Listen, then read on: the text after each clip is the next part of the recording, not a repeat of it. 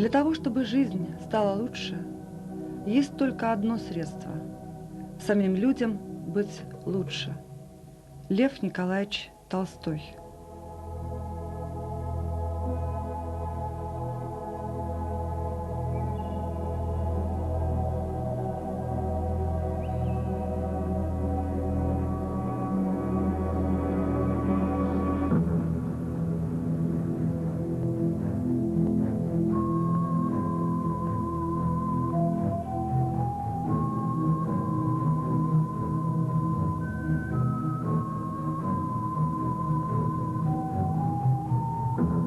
Быть может, вам тоже знакомо это невесть откуда возникающее желание сойти со стремительно уносящего тебя поезда на одном из случайных заброшенных полустанков и остаться там.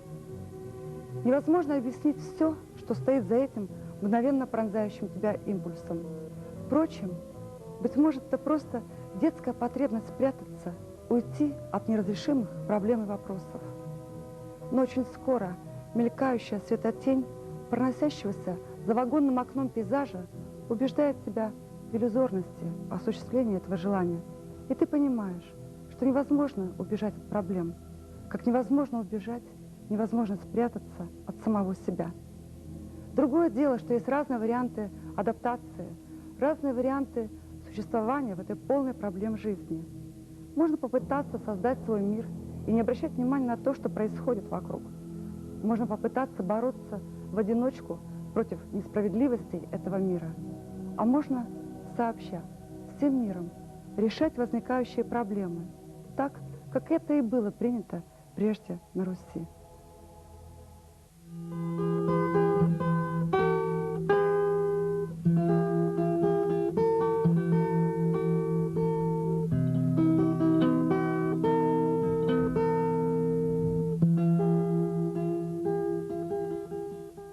Наши современные города застроены типовыми пятиэтажками, девятиэтажками, и это никого не удивляет, все к этому привыкли. Более того, наверное, мы и считаем, что типовое строительство – это детище 20 века. С 60-х годов оно у нас в массовом порядке началось. А между тем это не так. Типовое строительство пришло в Россию вместе с Петром Первым, который первый вознамерился перенести сюда европейский опыт. И города при Петре начали застраиваться правильно, регулярно, скажем так.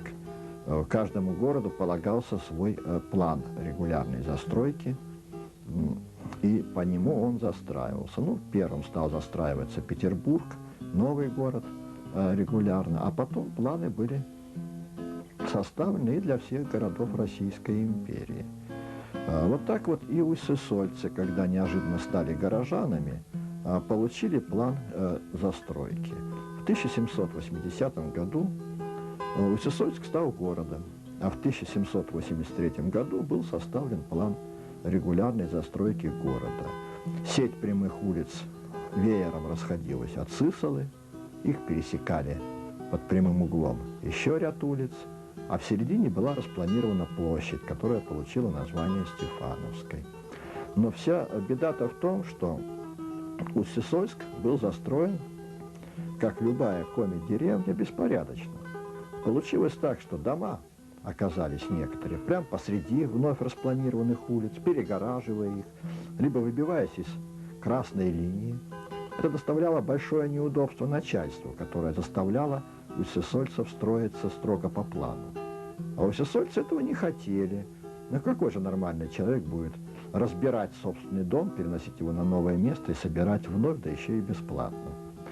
В конце концов, кончилось тем, что начальство вынуждено было разрешить им жить в домах, в старых, построенных не по плану до тех пор, пока они за ветхостью не развалятся.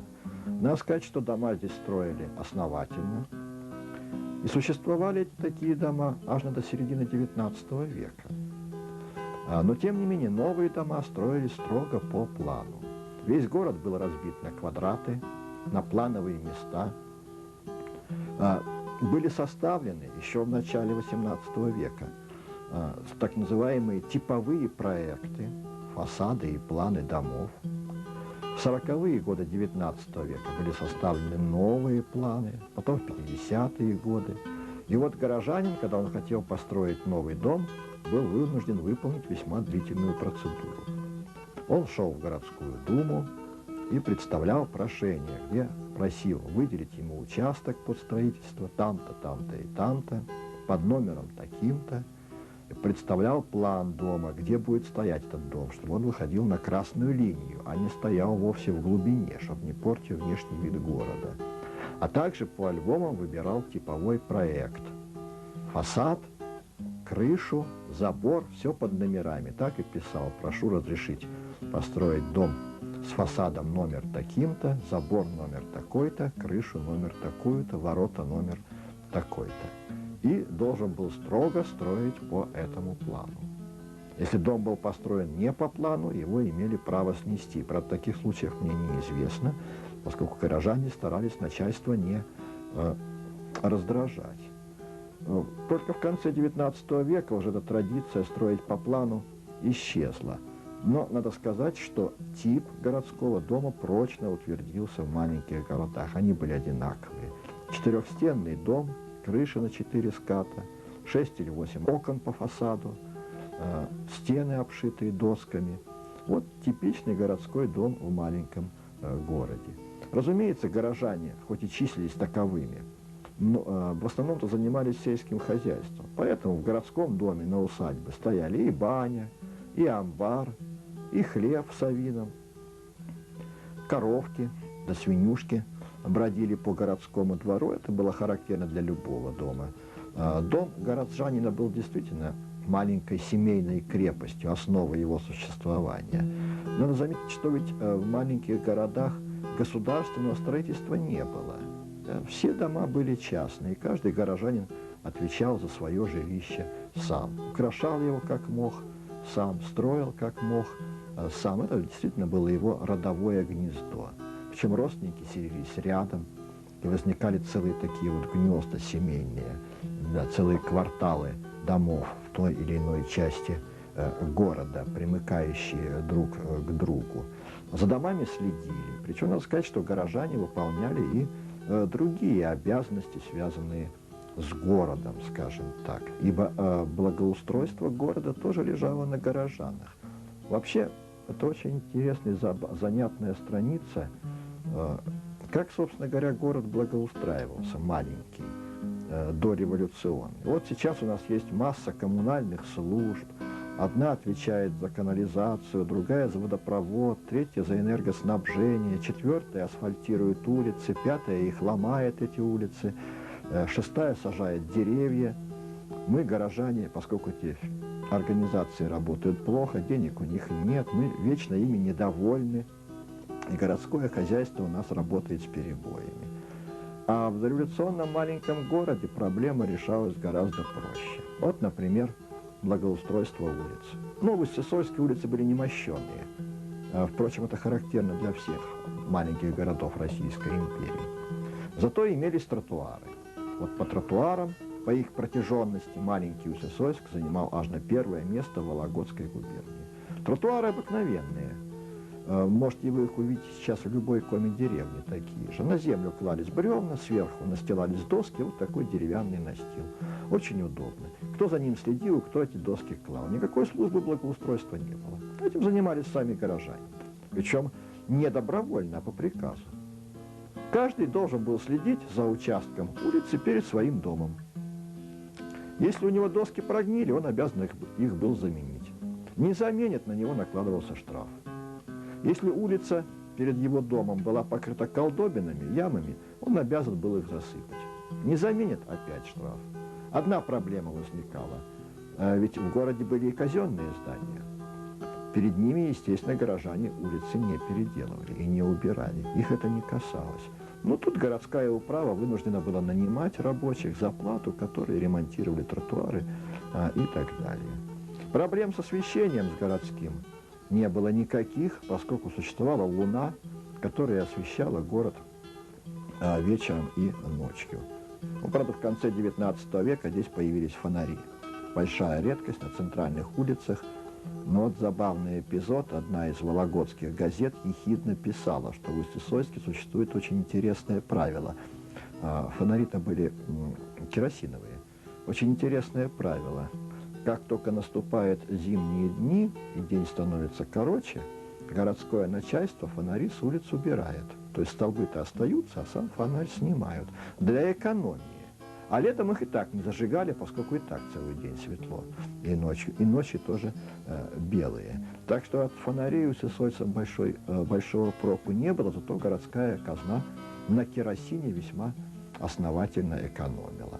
Что должность фонарщика, который ходил со специальной шестом и колпачком, горелочкой, зажигая снизу эти самые фонари в то недолгое время, когда они работали. То же самое с водопроводом было. Водопровода не было, зато существовали колодцы, за которыми горожане тщательно следили. Ничего, обходились. То же самое было и с канализацией. Ее заменяли вполне городские службы, которые вывозили нечистоты. И надо сказать, что маленький Усесольск, не имевший коммунальной службы совершенно, тем не менее числился в санитарном отношении одним из лучших городов Вологодской губернии. Не призываю сегодня таким же путем решать городские проблемы. Это, конечно, невозможно, время другое. Но, может быть, хотя бы прислушаться к опыту, приглядеться к опыту наших предков, может, что-то и пригодится.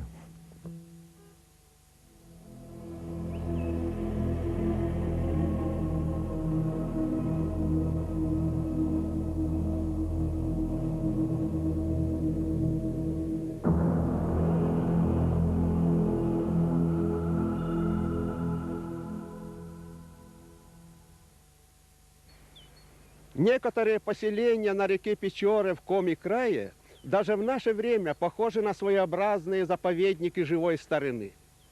Там до сих пор сохраняются древние традиции старообрядческого быта и культуры. Одна из примечательных особенностей культуры, издавна существующая в этих местах, традиция самовольного составления и распространения рукописных сочинений и книг, запрещенных официальной церковью и властями.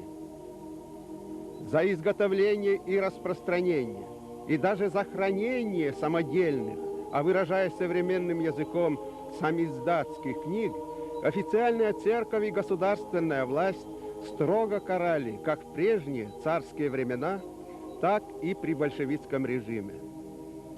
Однако во всякое время среди людей появлялись настоящие подвижники, которые, вопреки всяким запретам и угрозам быть наказанными, сочиняли и переписывали, собирали и хранили такую самиздатскую литературу, сознавая ее неприходящую ценность.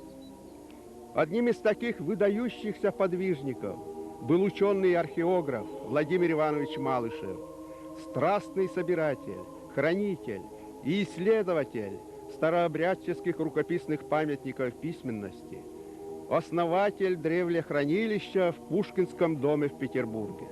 Всю свою жизнь Владимир Иванович занимался поисками, собиранием и исследованиями старинных рукописей и добился в этих делах замечательных успехов. Достаточно сказать, что только с низовья в реки Печоры он вывез сюда, в Институт русской литературы, без малого 1000 рукописных книг, а всего их в древлехранилище насчитывается сейчас более 10 000. Владимир Иванович скончался 21 год тому назад. Его преемники, соратники и коллеги, сотрудники Пушкинского дома свято чтут память о нем и продолжают вести дальше начатое им доброе дело.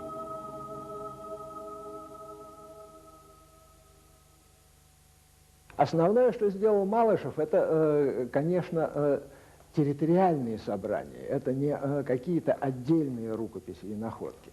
То есть после его собирания мы теперь можем говорить о книжности, и у нас есть представление о том, что читали на протяжении столетий на Печоре, Мизене, Пиннике или Северной Двине.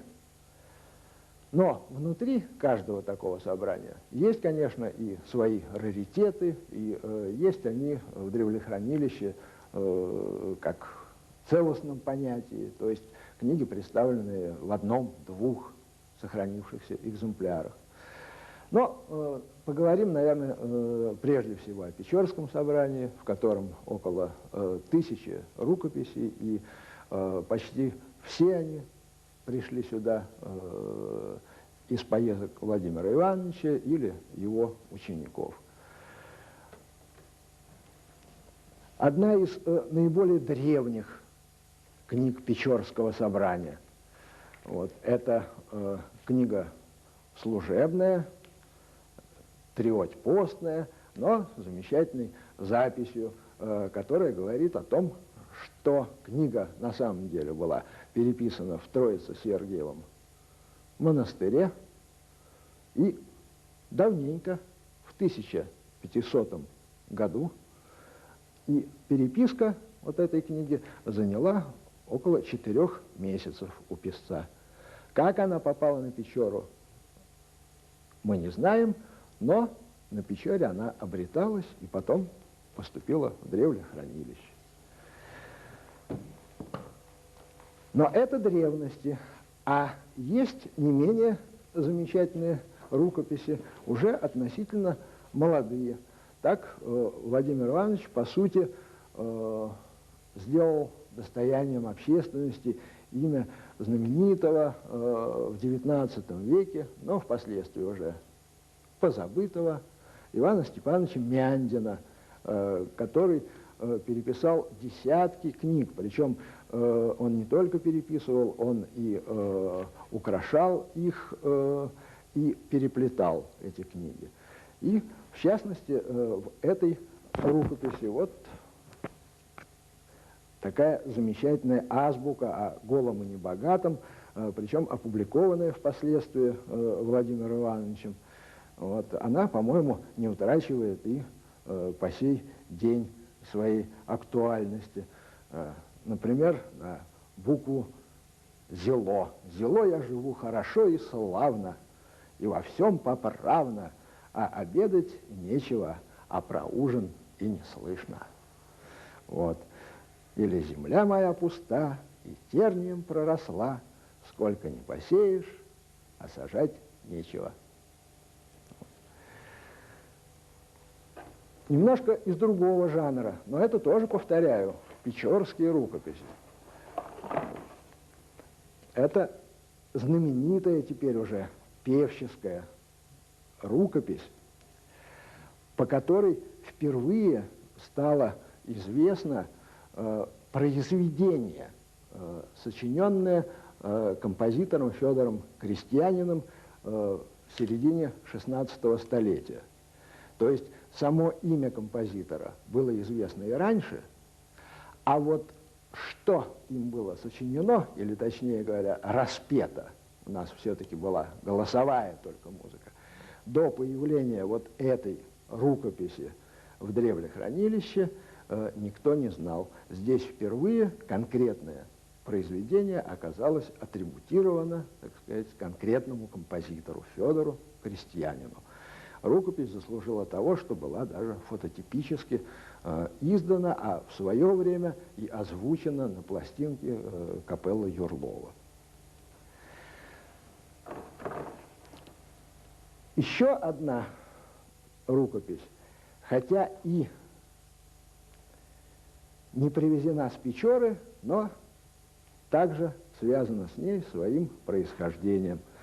Это действительно уже из раритетов мирового значения. Это пустозерский сборник, подаренный в древлехранилище Иваном Никифоровичем Заволока. И на самом деле вот в названии это запечатлено пустозерский, то есть переписывалась она в Пустозерске, в земляной тюрьме, за полярным кругом, двумя замечательными писателями XVII века, протопопом Аввакумом, его духовным отцом, иноком Епифанием. Но мы знаем, что вот книга была в свое время и в городе Коврове, и в городе Москве, и в Серпухове, наконец, в Риге, и уже из Риги попала в древлехранилище Пушкинского дома. Это действительно раритет, тем более, что здесь сохранился единственно известный рисунок протопопа Аввакума. Причем тоже как бы неведомый жанр, своего рода политическая прокламация XVII века. Ну, а это, собственно, последнее место обиталища Владимира Ивановича. Ну, и если посмотреть, здесь вещи, изначально даже не находившиеся здесь, это все переехало сюда уже после его кончины. Вот книги, например, изысканная библиотека, в которой нет ничего лишнего. Это действительно замечательная библиотека, но по истории древнерусской литературы и по истории старообрядчества. А эти какие-то вот вещевые у нас теперь получаются, так сказать, экспонаты, на самом деле это экипировка археографа Владимира Ивановича.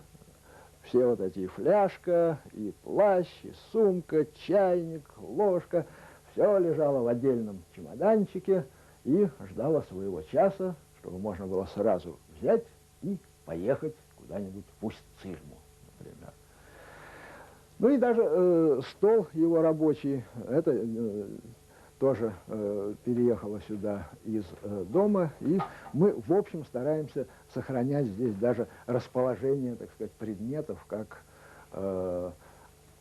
оно сохранялось при Малышеве у него на Торжковской улице.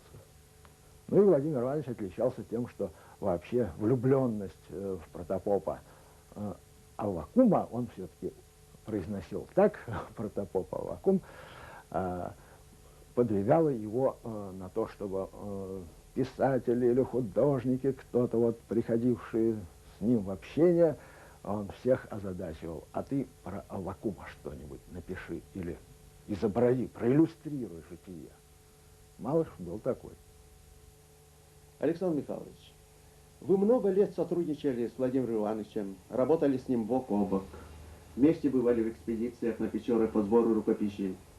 Расскажите, пожалуйста, о самом главном, что запечатлелось в вашей памяти о Владимире Ивановиче как персонаже русской культуры и человеческой личности вообще. С удовольствием, Михаил Федорович. Тем более, что вы тоже с ним много сотрудничали и много сделали вместе и для него. А он для вас и для всех нас. Так вот, Владимир Иванович, значит, он ведь был единственный человек на протяжении нескольких десятилетий, который собирал рукописи. Ну, он один в экспедиции езжил, 1934 год, первая экспедиция на Печору, пожалуйста, в Пустозерск. У него же прозвище было на университете Аввакум. Студенческое прозвище было Аввакум. Вот он Аввакума все время, знаете, вот, почитал. Затем 1938 год Коми, лагеря. И там были разные приключения. Скажем, 15 верст под винтовкой, пожалуйста, руки за голову, все это было.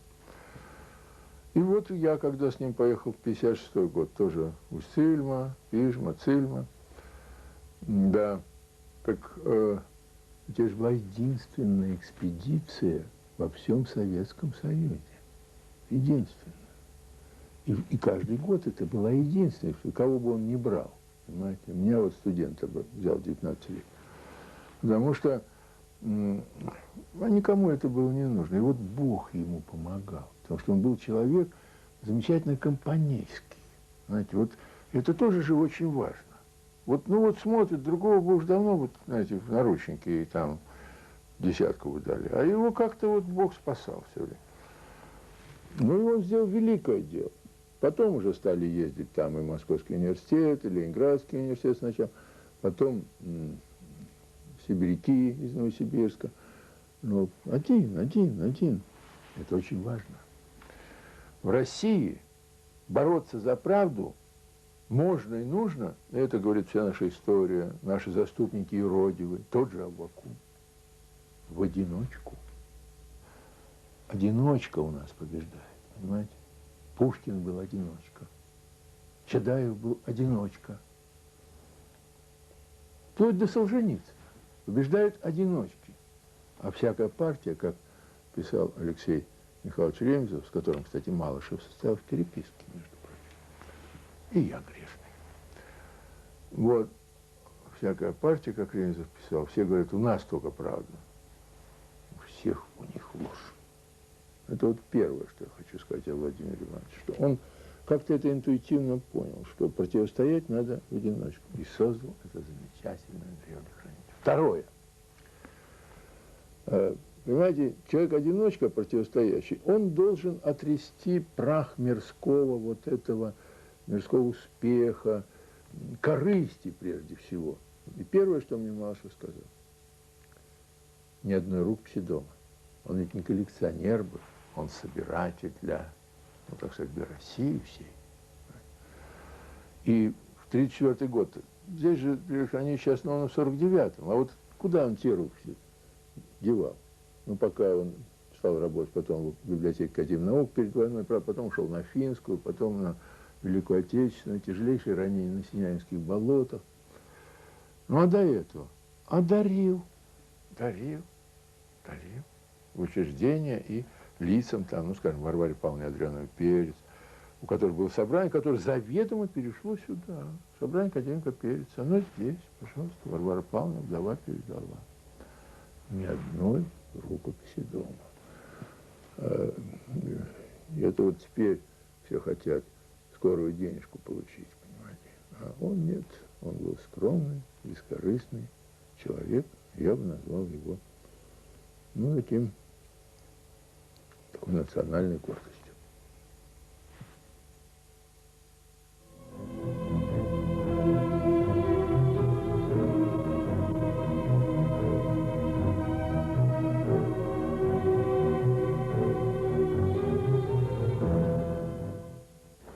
Экслибрис.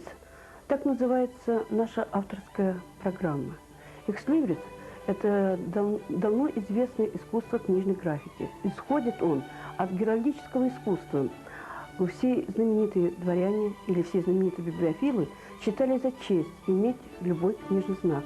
Книжные знаки дарились на праздники, юбилеи. Книжные знаки посвящались женщинам и мужчинам, художникам, актерам, писателям и многим-многим людям.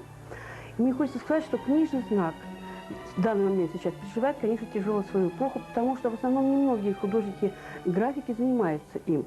Однако экслибрис – это не просто гравюра изящная, в которой проявляется мастерство, талант и ум мастера, а это прежде всего еще визитка, лицо того человека, кто владеет книжным знаком.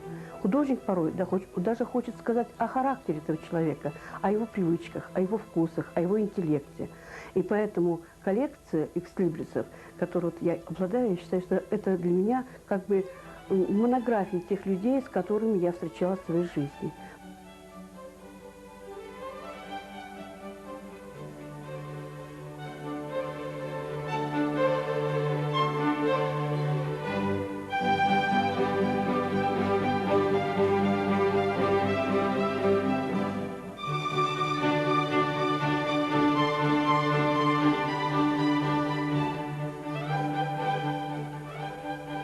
Я счастлива, что у меня в коллекции есть мне адресованные книжные знаки Вадима Фролова, москвича. А вот здесь у нас, в Сыктывкаре, мне подарил даже 2 своих книжных знака Вячеслав Кислов.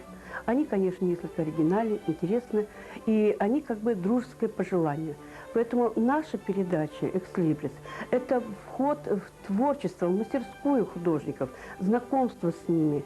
И мы как бы показываем, раскрываем то, что можем своими силами.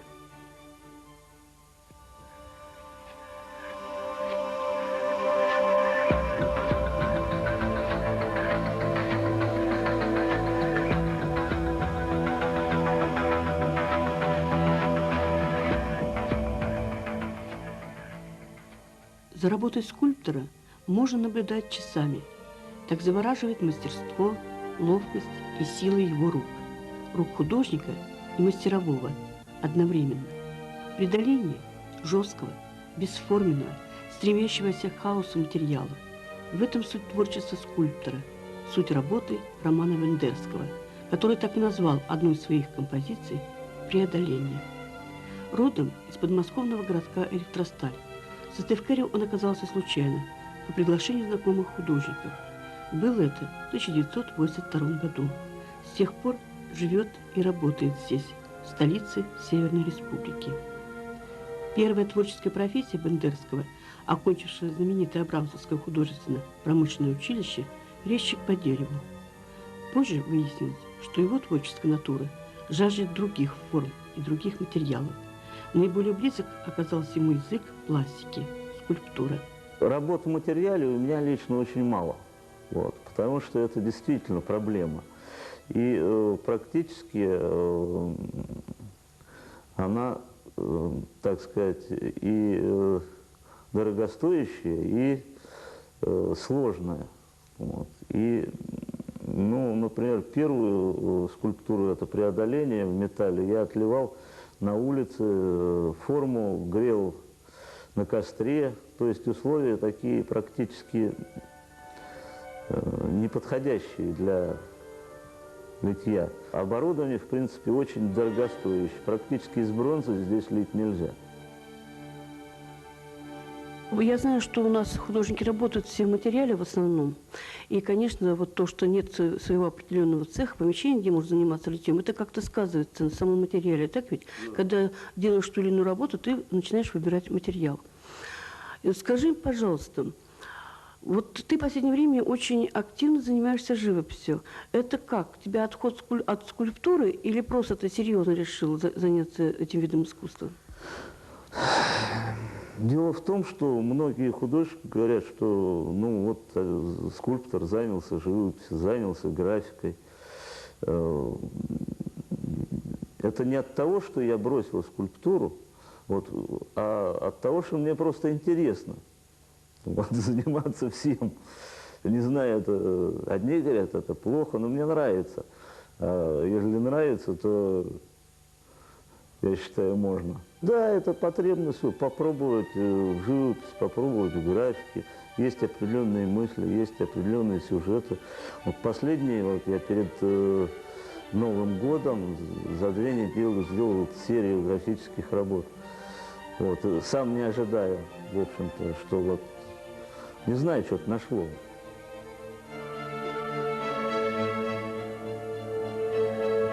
Как ты себя оценишь как живописца? Профессионального или все-таки как скульптор?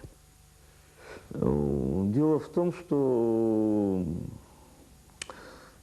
для меня понятие профессионализм очень сложное. И у художников тоже это очень сложно сказать, что такое профессионал. Вот. Я считаю, дети, например, тоже профессионалы. Хотя некоторые считают, что это чистые эмоции. Вот. Но выражение их чувств, то есть у них получается уже результат. А результат это, если это хорошо, то это и есть профессионализм. Не знаю, правда, как это оценивать. Один оценит это хорошо, другой оценит это плохо. Вот. Я не могу сказать, что я вот мастер в скульптуре, и мастер в живописи, и мастер в графике. Я учусь. Между тем, смело можно сказать, что Бендерский уже состоявшийся мастер со своим почерком, со своим индивидуальным скульптурным языком. Скульптурный образ возникает у него путем лепки. Лепка – самый подвижный способ выполнения скульптуры. На проволочный каркас будущего произведения напластывается глина. Этот способ дает возможность поиска и переделки. Пластика скульптур Романа Бендерского заключается в выразительной передаче поз, движений. С ее помощью подчеркивается напряженный, драматический диалог в его работах, сопротивление, изгнание из рая.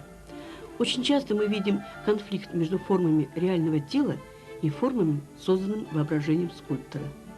Роман явно отдает предпочтение пластике цельного куска, где все формы стремятся сблизиться друг с другом. Мы это видим в его работах как «Поцелуй» и «Двое». Творческие особенности бендерского скульптора проявляются в его живописных и графических работах. Мне, например, лично неважно живопись, графика, скульптура. Вот. Если есть потребность выразить мысль в скульптуре, я ее выражаю в скульптуре. Если есть потребность в живописи, я ее выражаю в живописи. Если есть графика, то выражаю в графике. Вот главное, чтобы это было вкусно и здорово. Таким образом, ты все-таки сейчас не хочешь, как говорится, отказаться от скульптуры и работать больше Нет, ни в продолжать? коем случае я никогда от этого не откажусь. Я и сейчас работаю вот над последней скульптурой. Вот это модель, которую я уже подготовил для отливки. Это я недавно познакомился год назад с поэтом Александром Алшутовым. Он мне подарил книгу, и под впечатлением книги я вот посвятил эту скульптуру Александру Алшутову.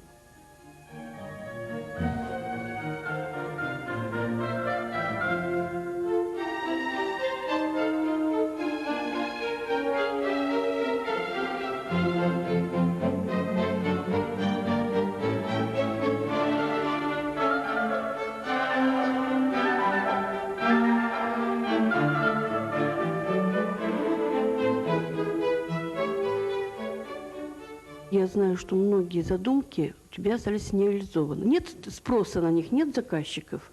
Дело в том, что ну, это все зависит, наверное, от положения в стране. Вот. Ну, был памятник афганцам, вот, проехали, теперь памятник переименовали всем погибшим за Россию. Вот эта тема меня всегда волновала, вот, начиная с Афганистана и кончая Чечней, и название. И я, в общем-то, участвовал в этом конкурсе и считаю, лично для себя я достиг определенных результатов, потому что я не ушел от этой темы, а продолжил ее. Вот, это эскиз памятника всем погибшим за Россию.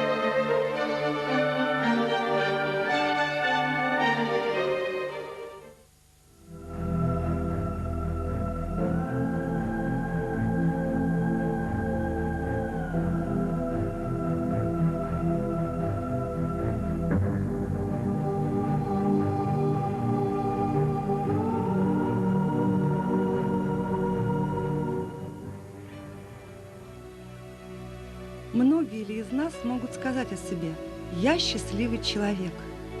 Такого человека вы видите сейчас на экране. Игорь Валентинович Сажин, преподаватель лицея народной дипломатии города Сыктывкара. Я закончил университет и стал учителем. Я помню, когда я поступал через рабфак, вот, меня там Элеонора Анатольевна Савельева спросила: будешь учителем? Я сказал: буду. Из такой убежденности, что буду, а сам думал, да что, я сумасшедший, что ли, чтобы я учителем, потому что я в школе, когда, значит, там какой-то был опрос, что ли, там что-то задавали вопрос наиболее, вот, что вот вы не хотите какой профессию более. Я сказал: учителем я никогда не буду. А сейчас я в восторге от собственной профессии, потому что, ну не знаю, у меня полное душевное спокойствие. То есть вот я счастливый человек, вот это, потому что я в 8 часов, там 7 часов выхожу из дома, иду на работу, и, ну скажем так, мне не тяжело идти. И отсюда стараюсь уходить как можно позже. Чем больше я здесь просижу, иногда вот буквально у меня там куча дел, там мне надо в архив, там мне надо, допустим, там в мемориал, там мне надо там, ну домой что-то у себя там делать. У меня куча дел. Нет, вот просто сидеть, вот они играют в шахматы, я буду рядом сидеть и смотреть. Или просто сам с ними сыграю. Ну, в общем, вдруг оказалось так, что учитель — это мое призвание. Учитель истории. Учитель истории. Раньше вот было неплохо, исторический факультет, это был действительно очень такой факультет, очень важный. Я помню, как туда рвались там вплоть до чуть 5 человек, 6 человек на место, это как сейчас на юридический, на экономический. Ребята, которые приезжали с Кавказа сюда поступать, потому что у них там нельзя было поступить, потому что там надо было платить большие деньги, потому что через исторический факультет ты становился партийным работником, а потом поднимался и оказывался в самой высшей элите общества. То есть лифты вот эти вот социальные, они строго строились через исторический факультет. Сейчас на исторический факультет это либо богатые люди, либо ленивые люди, то есть больше никуда они не хотят поступать, либо вот сумасшедшие, как я. Потому что если бы сейчас я бы снова поступал, я бы опять пошел поступать на исторический, я бы пошел опять учиться у тех же самых учителей, у которых я учился, я опять же бы пошел учителем. У каждого счастливого человека есть свои рецепты на счастье. Густав Флобер, к примеру, писал, что для счастья человеку нужны хорошее здоровье, деньги и глупость. А Зигмунд Фрейд утверждал, что счастье – это результат труда и любви. Можно вспомнить и других великих. Но обратите внимание, ни один ли из мигов счастья запечатлен сейчас на видеопленке. Урок истории в 9 классе. Тема «Гражданское общество в Англии и России в середине XIX века».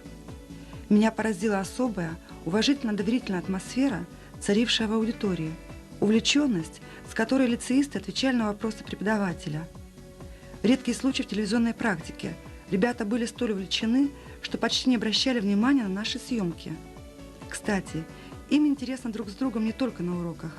Вместе они помогают собирать материал для республиканской книги памяти жертв политических репрессий. На любительскую камеру записывают рассказы людей, переживших сталинские репрессии, создают архив видеовоспоминаний. Есть у лицеистов и свой краеведческий клуб. Благодаря семье Лаврентьевых, безвозмездно передавших лицею все эти вещи, он больше напоминает музей. Но здесь царит совсем не музейно-академическая, а скорее домашняя атмосфера. Есть в этом своеобразном музее экспонаты не столь древние, но имеющие свою историческую ценность. Например, этот стенд с рисунками и фотографиями рассказывает о пережитых вместе счастливых мгновениях во время археологической экспедиции на могильник XII века Чош-Тияк, что в Усть-Вырмском районе Республики Коми. Эта экспедиция была организована Игорем Сажиным прошлым летом, а зимой лицеисты, по примеру своего преподавателя, работают в Центральном архиве. Результатом их поисков становятся научные доклады, которые печатаются в республиканских газетах, а также читаются на проводимых по инициативе Сажина детских краеведческих конференциях. В разговоре со мной Игорь как-то признался, что был самым маленьким в классе и, может быть, поэтому всегда стремился быть лидером. В школе был комсоргом, в университете – неформальным лидером. Эти архивные видеокадры – память о студенческих митингах и демонстрациях конца 80-х, главным заводилой которых был Сажин.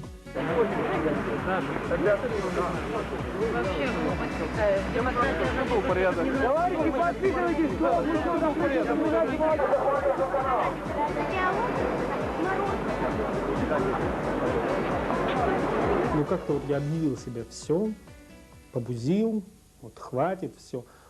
А вот уже в последнее время, как-то оказавшись ближе с, вот, допустим, с обществом «Мемориал», там, ну, понятно, что ближе, они ближе ко мне чисто исторически, то есть там исторический материал, потому что я вот сам по себе занимаюсь вот спецпоселенцами, и вот оказавшись с ними ближе, я завязал с ними неплохие отношения, стал даже работать, вот дети мои помогают, ходят вместе, там узнают о спецпереселенцах, помогают там вот проведении дней памяти, и не только спецпереселенцев, там репрессированных.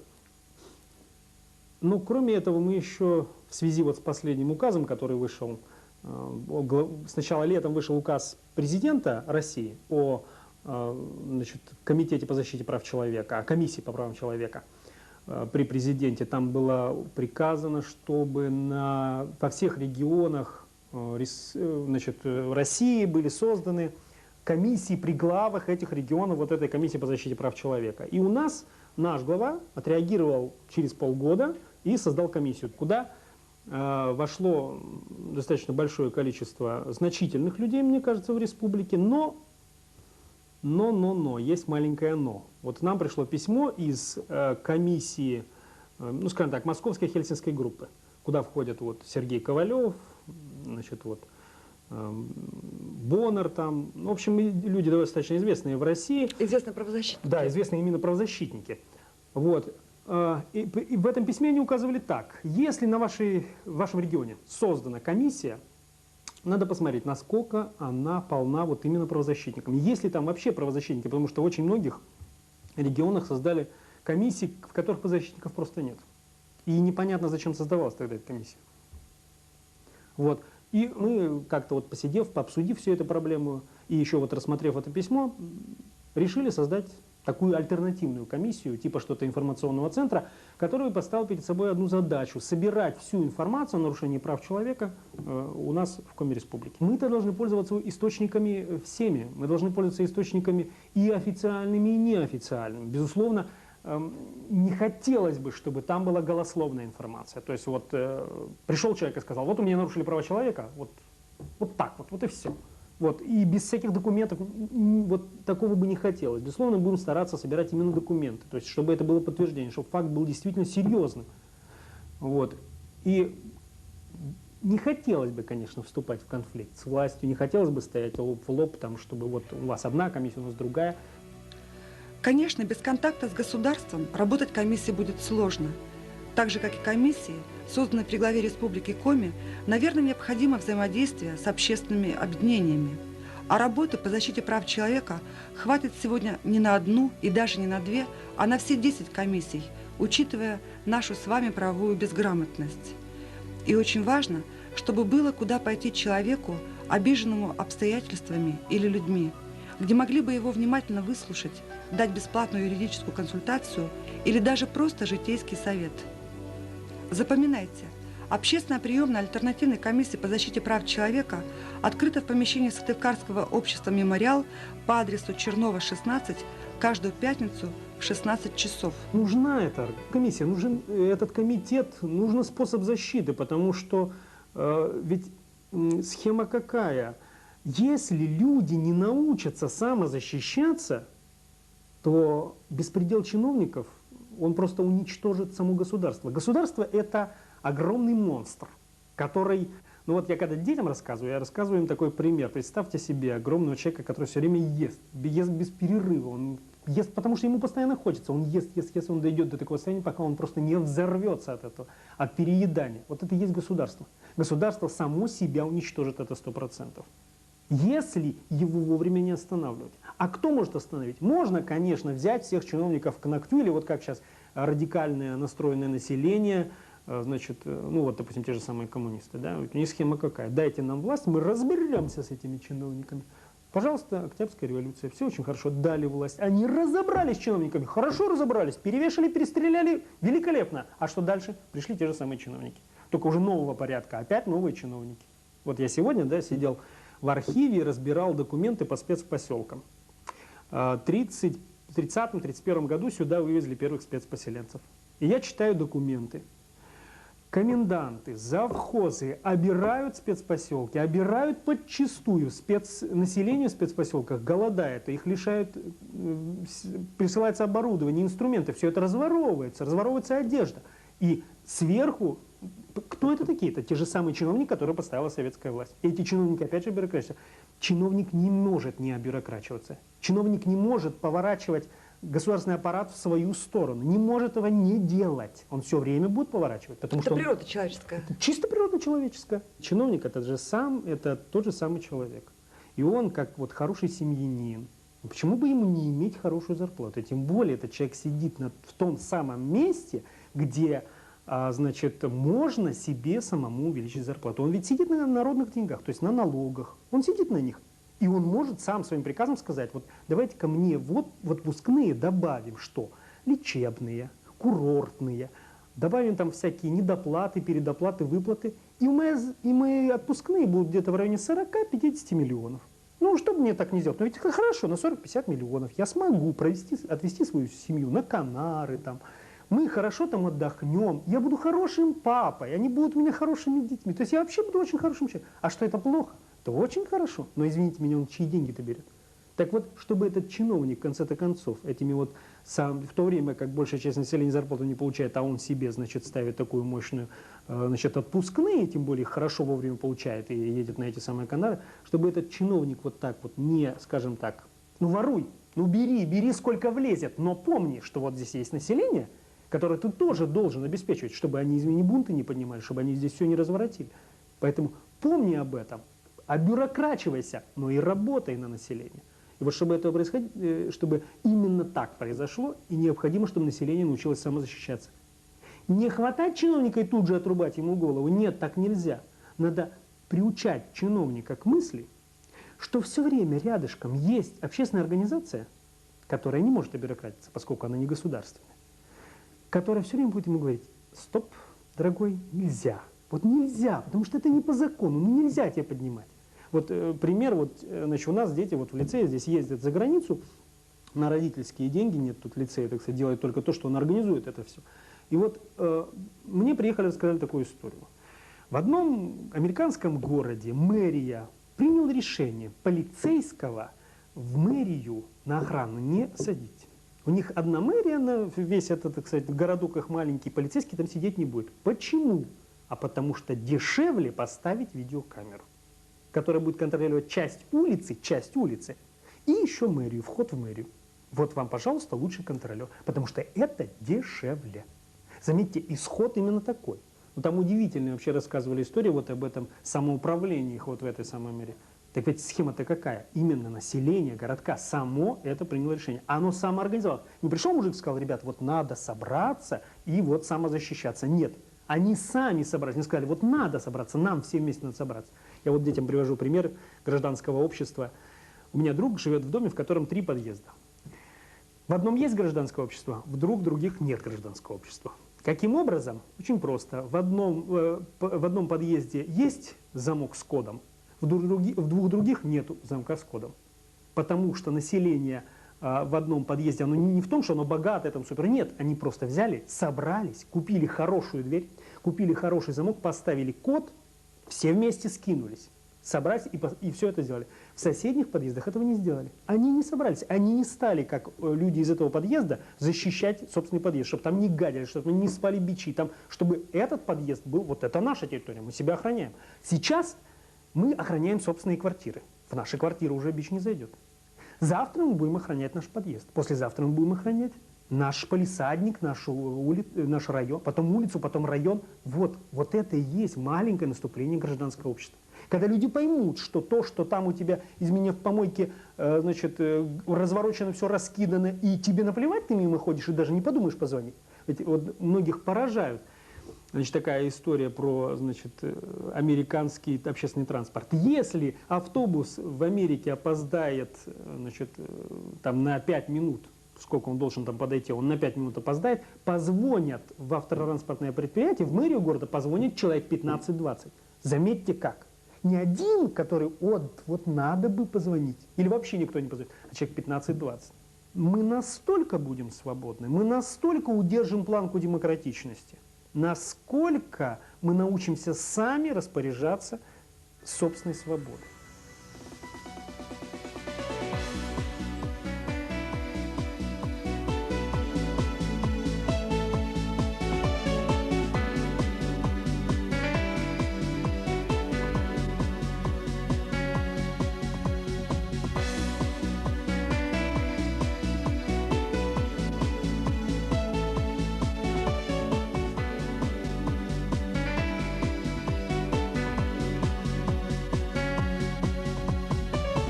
Что человеку надо? Ваш вариант ответа.